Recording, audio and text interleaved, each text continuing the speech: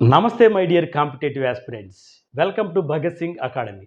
రీజనింగ్లో next problem చూద్దాం. చూడండి నాన్న, 19ని ఓ లాజిక్ యూజ్ చేస్తే 10 వచ్చిందంట.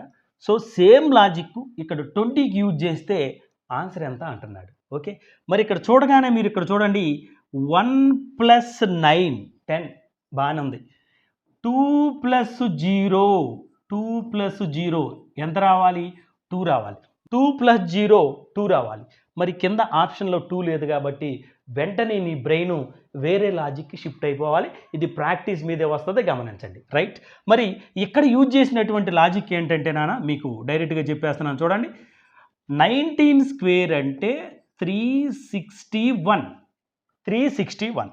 ఆ 361లో ఉన్నటువంటి డిజిట్స్ని యాడ్ చేస్తే 3 + 6 + 1, 3 + 6 9, 9 + 1 10. ఓకేనా? సో అదేవిధంగా ఇక్కడ 20² అంటే ఎంత మనకి?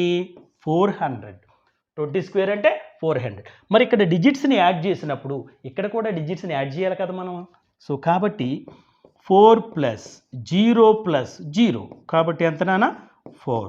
So your answer is 4, option B. ఓకేనా? నెక్స్ట్ వీడియోలో మళ్ళీ కలుసుకుందాం. Thank you for watching.